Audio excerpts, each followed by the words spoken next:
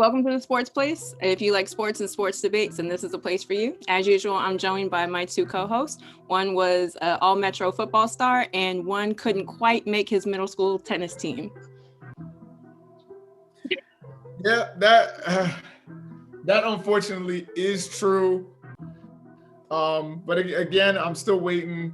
You know, if you are a fan of the Sports Place, please let us know if you're willing to put some money down for the boxing match that's going to happen between me and Erica Cruz. We'll put the money up for charity, but I really want the smoke for real, because she keeps bringing up everything I tell her in confidence. You know what I'm saying? Because she's one of my confidants. I tell her about how those cut wounds from middle school tennis still affect me, and she goes and says it at the beginning of this. But that's all good. We got a great show, so let's get in. Let's dive right into it. Okay, so what should we expect from Deion Sanders and the Jackson State football team in the fall? You can have it, Jason. I feel like we're on this topic, but you can have it. All right, so I really, I looked up basically what they have going in terms of recruiting. And they have three four-star recruits, including Shedeur Sanders, Deion Sanders' son, who's going to be a quarterback for their team. A lot of three-star recruits and a lot of people who don't seem to be highly recruited at all. And there doesn't seem to be a whole lot of information on them. So I think that there are high expectations, but you're not going to change a program overnight with just 3-4-star recruits. This is not high school or middle school. I think that he's coming around. He's changing the culture. If they have a solid season, if they can get 8 or 9 or 10 wins and he's getting them more exposure, I think they will be able to pull in more recruits. But are they or other HBCUs going to challenge like those Power 5 teams and those Power 5 conferences? I would honestly say no. And a lot of that goes back to the facilities that they have.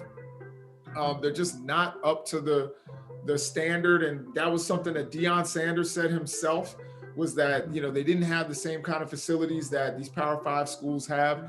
So even with the ability to be coached by quite possibly the NFL GOAT, and that is, if you take into consideration all the positions on the field, the NFL GOAT, quite possibly the greatest athlete to ever touch the gridiron, it's still a situation where these kids want to make sure that they not only get a great education, but they also have the best chance to make the NFL. And that's going to come from the best facilities, not just great coaches and all of that. And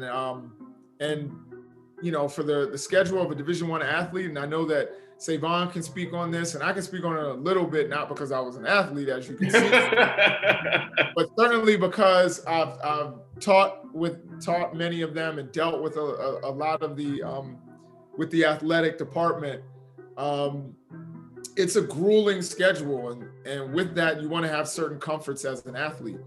So I think that it's going to be a year where they probably make some progress, but I don't thinking that they're going to come in and dominate and they're going to be able to, the following season, be able to beat a bunch of Power 5 teams. I don't see that transition happening as quickly as a lot of people believe it will.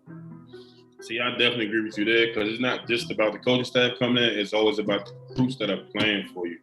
3-4 stars is amazing, but like I said, like you said, it's not enough. Going the past 3 years, they've barely been a 500 team. So you bringing in Deion Sanders is not going to change much for the popularity of the school. I mean, going forward, if he, like you said, win a few more games and grab some more recruits, they may be a potential good team in their conference. But like the Power 5 teams, they've been doing this for years and years, had the facilities and everything to move forward. That's the team that's going to be doing good. Jackson State may take a step forward because Deion's there, but at the same time, I don't see a big jump or a big leap because, like I said, they were barely 500 the past 3 seasons. They didn't play this past season either, so that's a whole another obstacle right there in its own. But Deion being there could be some good things. Also, it's a popularity contest always. Kids want to go. You get a chance to be coached by one of the best players ever, especially being a defensive player or a cornerback. I would go to that school just because Deion's there. Just knowing he may coach me or get things right for me. And this having Deion Sanders as your coach is another good way to get to the NFL as well, because he has that pipeline, or he can start a pipeline. So if Deion can come in there and get a few extra wins, maybe like I said, get 8 wins this year, it'd be great for the team. But if they do the same thing like they've been doing the last 3 years, nothing's going to change. They got to get the recruits in, and they got to change the facilities. If he wanted to donate some of his own money to build the school up, that's cool. But other than that, he got to talk to those donors, man, get those donors going, and maybe Jackson State got a chance. Yeah, no, I agree with that. And one of the things, first of all, I want to give a shout out to my mother, who has passed on, but because one of my favorite, stories before she passed away, she was in the hospital once, and she woke up, and I don't know why I'm telling y'all this, but she woke up and she said, "Yeah, I must be feeling better." And I was like, "Why is that?" And she was like, "Because I had a dream about Deion Sanders." Don't ever tell me that again. Okay, so is UConn still the team to beat in women's college basketball? Jason? I'm going to take that one. Let me take it. Jason, you could have had it, but I grabbed it real quick. Okay, so UConn, yes, definitely still a powerhouse, but are they still the best? I don't know. In my opinion, and I love UConn basketball. Shout out to my sister who always wanted to go there, didn't get a chance to go, but still, she made me love women's basketball. Shout out Ashley. But South Carolina has been on it the past few years, man. And then they got that point guard who's been making girls fall since she was in high school. So, and then they just battled off, and UConn squeezed out the win this past season so far. They beat South Carolina by 4 or 5 points, but it was a nail biter for sure. But UConn is definitely still there. My man Gino Auriemma, I mess up his name a lot, but he's definitely the GOAT coach of all time. Even in the other sports, I put him there with the Belichick. He's one of the most winningest coaches in college basketball, period, not just women's.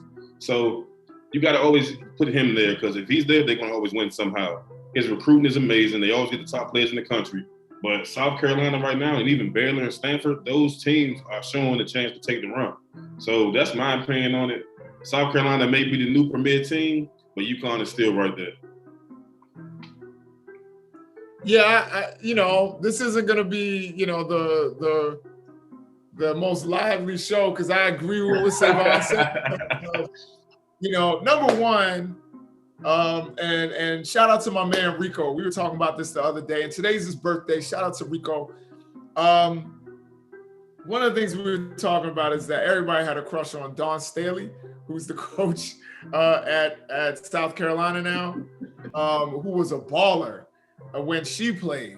And it's good to see that she's given, she has the opportunity to go and coach for that team, and she has really, really made them into a powerhouse. I never want to forget also about my Lady Terps.